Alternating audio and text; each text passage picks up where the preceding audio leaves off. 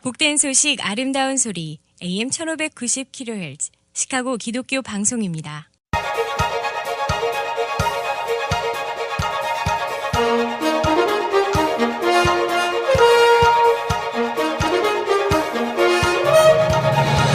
김정일 해설위원의 시사 해설. 세상을 넓게 봅니다. 삶의 지평이 넓어집니다.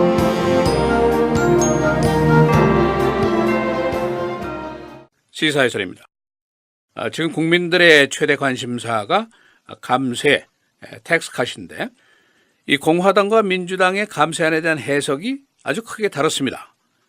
그리고 상원과 하원의 안도 큰 차이를 보이고 있습니다. 그래서 일반 소시민들은 좀 혼란스러울 수가 있습니다. 누구 말이 맞냐 알기가 쉽지 않다는 것이죠. 공화당 측에서는 이 감세안은 전 국민을 위한 것이다. 특히 중산층이 큰 혜택을 받게 된다. 그런 주장을 하고 있고 민주당 쪽에서는 이 감세안은 대기업과 부자들을 위한 것이다. 부익부 빈익빈의 악법이다. 이런 상반된 주장을 하고 있습니다. 그런데 더욱 문제인 것은 득실을 따지는 감세안에 대한 분석, 그 방법 자체도 다르다는 겁니다. 이 공식을 사용하면 이쪽 말이 맞는 것 같고 또 저 공식을 사용하면 저쪽 말이 맞는 것 같고 그런 현상입니다. 그리고 기업도 규모가 큰 무슨 법인이라든가 그것이 있고 또 스몰 비즈니스, 소유주가 다 독자적으로 관리하는 그런 기업도 있고 재산세도 부자의 재산세와 가난한 자의 재산세가 서로 다릅니다. 또 세금이 연방 세금만 있는 것이 아니라 지방 세금도 있고 사실은 우리가 공원세, 도서관세, 영화관 세금도 내고 있습니다. 다시 말해서 고려할 사항이 너무 많다. 그런 얘기입니다. 지금 이런 상황에서 Joint Committee of Taxation이라는 기관이 있는데 비정당 세금 연구 기관입니다. 이 기관에서 최근에 분석을 내놓았습니다. 그래서 오늘은 이 JCT가 내놓은 감세안에 대한 혜택 비교를 한번 소개를 해보겠습니다. 이 감세안은 이미 하원을 통과했고 이제 상원을 통과해야 되는데 Thanksgiving Day 후에 표결에 붙일 예정입니다. 이 상원안의 통과 가능성은 어느 정도인지 그리고 지금 현재 이 감세안에 대한 여론 형성은 어떻게 되고 있는지 애청자 여러분들의 의견을 정립하는 데 도움이 될 수 있는 사항들을 소개를 해보겠습니다. 먼저 Joint Committee of Taxation 이 기관의 비교를 해보겠습니다. 이 기관이 단서를 붙이고 있는데 이 비교법에는 재산세라든가 상속세라든가 이런 요소는 배제를 했다. 그리고 액면 그대로 after tax income만 따졌다. 그런 단서를 붙이고 있습니다. 세금 낸 후에 수입만 따진 것이다. 그런 단서입니다. 일반적으로 분석한 것을 보면은 middle class, 중산층의 세금을 낸 후에 수입, JCT가 조사한 5년 동안의 세금 중에 4년 동안은 모두 수입이 상승한 것으로 나타났습니다. 그런데 여기에 또 단서가 있습니다. 그 수입 증가의 규모가 같은 시기 같은 방법으로 조사한 부유층보다는 떨어진다. 그런 조사 결과가 나왔습니다. 다시 말하면 부자가 유리하다. 그런 결론입니다. 상원안은 개인 세금의 감세는 2025년 이후에 철폐한다. 이렇게 되어 있습니다. 그래서 기업 세금 감면보다는 개인 세금 감면이 손해를 본다. 그런 결론이 나와 있습니다. 숫자로 계산된 것을 잠시 소개를 해보겠습니다. 2019년입니다. 모든 수입 계층이 세금 후 인컴이 올라갑니다. 세 번 하면은 5만 달러에서 7만 달러 연 소득이 있는 사람은 소득이 1.3%가 증가합니다. 그리고 5만에서 100만 달러 수입자는 3%가 올라가고 100만 달러 이상 수입자는 2.1%가 증가합니다. 2021년 20만 달러에서 30만 달러의 소득자는 수입이 2% 늘어납니다. 그러나 4만 달러에서 5만 달러를 버는 사람은 0.5%밖에 올라가지 않습니다. 그리고 5만 달러에서 7만 5천 달러 소득자는 1.3%에 그치고 있습니다. 역시 여기서도 고소득자가 유리합니다. 2023년 3만에서 4만 달러 소득자는 변경이 없습니다. 4만 달러는 약간 상승을 하고 50만 달러에서 100만 달러 소득자는 2%의 소득이 증가합니다. 그리고 20만 달러에서 50만 달러는 1.6%가 소득이 올라갑니다.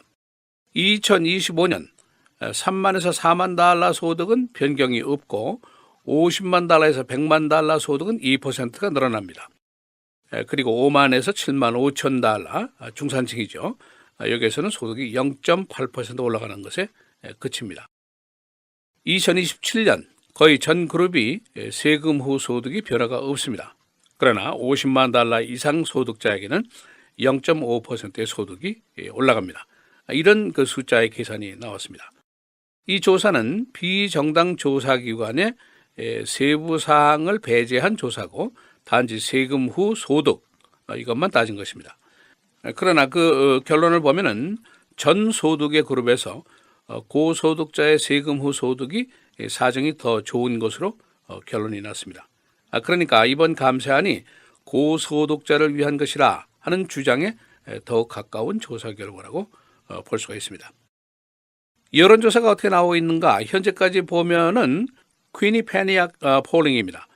지난 주말에 발표됐는데 전체 여론을 보면은 감세안에 대한 지지가 25%, 반대가 52%, 2배의 반대가 더 많습니다.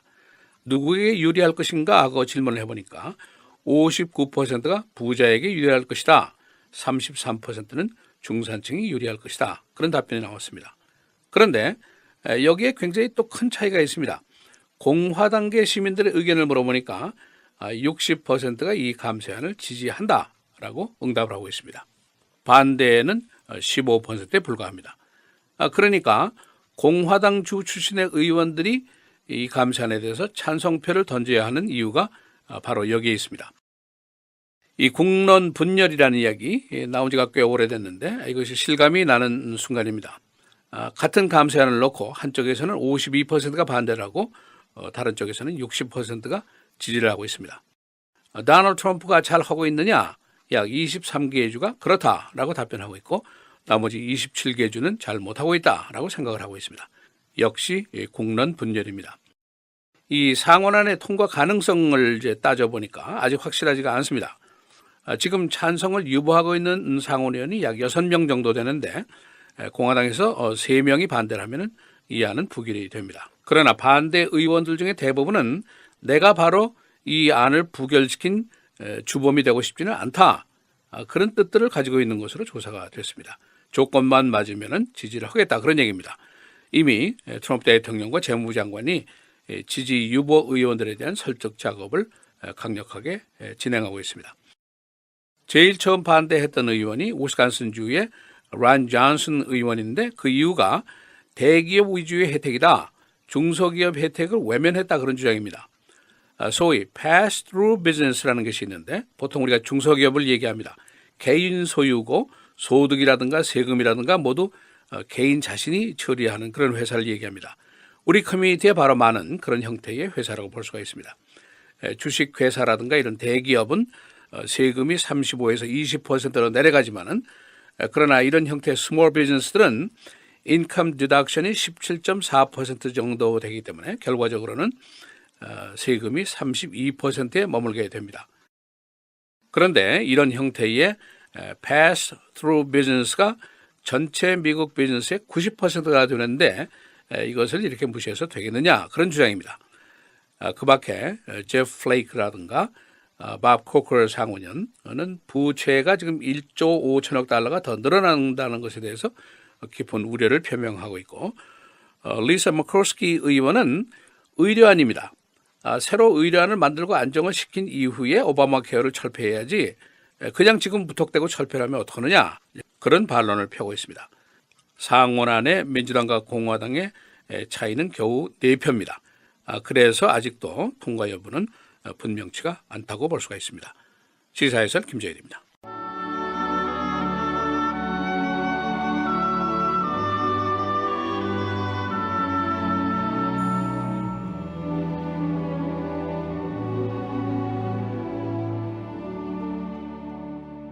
주께서 사랑하시는 형제들아, 우리가 항상 너희에 관하여 마땅히 하나님께 감사할 것은 하나님이 처음부터 너희를 택하사 성령의 거룩하게 하심과 진리를 믿음으로 구원을 받게 하심이니 이를 위하여 우리의 복음으로 너희를 부르사 우리 주 예수 그리스도의 영광을 얻게 하려 하심이니라.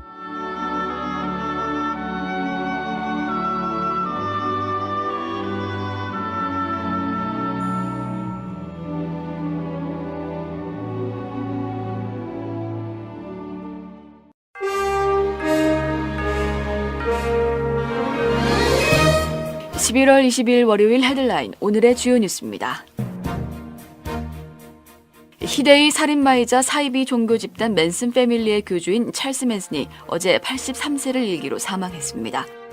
교정국에 따르면 캘리포니아주 교도소에서 수감 중이던 맨슨은 인근 컨 카운티의 한 병원에서 자연사했습니다. 맨슨은 1969년 세상을 놀라게 한 2건의 잔혹한 연쇄 살인을 지시한 혐의로 50년 가까이 복역하던 중이었습니다. 군부에 의해 가택 연금돼 있는 로버트 무가베 짐바브웨 대통령이 면책과 재산 보호를 조건으로 사임에 합의한 것으로 전해졌습니다. 언론은 무가베 대통령이 사임을 위한 협상 조건에 동의했으며 관련 문서 초안이 작성됐다고 보도했습니다. 무가베 대통령은 자신과 아내의 완전한 면책권과 사유재산 보호를 사임 조건으로 내걸었으며 군부도 이 같은 요구 조건의 상당 부분 수용했다고 언론은 전했습니다. 트럼프 대통령이 어제 중국에서 명품을 훔치다 체포됐던 UCLA 농구 선수들에 대해 그냥 감옥살이하게 내버려뒀어야 했다며 발끈했습니다. 트럼프 대통령은 어제 트위터에서 3명의 농구 선수들이 수년간의 감옥살이를 면하고 중국에서 나오자 리엔젤로의 아버지 라바볼은 내가 그의 아들을 위해 한 일은 인정하지 않고 절도가 별일이 아니라고 말한다고 비판했습니다. 세관 국경보호국 CBP의 한 요원이 멕시코와의 국경지대에서 순찰을 돌던 중 피살돼 수사당국이 범인의 행방을 추적 중입니다. 어제 텍사스 서부 반혼의 멕시코 접경 지역에서 CBP 요원 로젤리오 마르티네스는 동료와 함께 순찰 업무를 나갔다가 심각한 부상을 입었습니다. 마르티네스는 인근 병원으로 옮겨졌지만 숨졌습니다. 이름이 공개되지 않은 또 다른 요원은 중태에 빠져 병원에서 치료를 받고 있습니다. 믹 멀베인이 백악관 예산국장이 어제 세제개혁법 통과를 위해 필요하다면 연방 상원 공화당 법안에 첨부시켰던 오바마 케어 보험 가입 의무 폐지 조항을 양보할 수 있다고 밝혔습니다. 지난주 연방 하원 본회의를 통과한 하원 법안에는 오바마 케어 보험 가입 의무 폐지 조항이 첨부돼 있지 않지만 상원 법안에는 트럼프 대통령의 요청으로 이 조항이 첨부됐습니다. 이에 대해 공화당 상원 의원 가운데 상당수가 반대 의견을 밝히고 있어 법안 통과에 장애가 될 수 있을 것으로 예상됩니다. 44명의 승무원이 탑승하고 있는 아르헨티나 해군 잠수함이 지난 15일부터 통신이 두절된 채 연락이 닿지 않고 있습니다. 건조된 지 30년 된 잠수함 ARA 샌후안호는 남미 최남단 유스와이아에서 정기 임무를 수행하고 수도 부에노스아이레스 인근 기지로 돌아가던 중 대서양상에서 연락이 두절됐습니다. 아르헨티나와 미국을 비롯한 7개국에서 11척의 선박을 파견해 행방을 수색하고 있으나 아직까지 샌후안호의 흔적을 찾지 못하고 있습니다.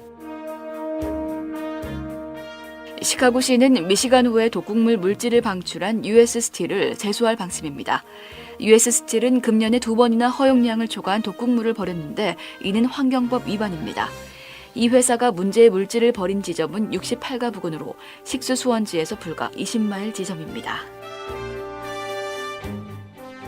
아마존 대표가 시카고 이전 가능 부지 점검을 위해 곧 현지 리버프론트 지역을 방문합니다. 이 지점은 링컨팝과 벅타운 지점으로 올드 핑크 스틸 사이트 지역 100에이커입니다. 시카고는 이 지역을 링컨 yar드라고 명명했습니다. 시즌 11주째 시카고 베어스가 어제 라이언즈에게 27대 24로 또 패했습니다. 시즌 전적 3승 7패. 베어스보다 성적이 나쁜 팀은 3개뿐, 자이언츠, 브라운스, 그리고 49ers입니다. 날씨입니다. 오늘은 대체로 맑은 가운데 바람이 다소 강하게 불겠습니다. 낮 최고 50도, 밤 최저 40도입니다. 내일은 대체로 흐리고 낮 최고 46도, 밤 최저 23도. 수요일 대체로 맑겠지만 기온이 대폭 떨어지면서 한층 더 쌀쌀해지겠고 낮 최고 35도, 밤 최저 29도입니다. 목요일 땡스기빙 데이는 대체로 맑은 가운데 가끔 구름 많겠습니다. 낮 최고 43도, 밤 최저 31도입니다.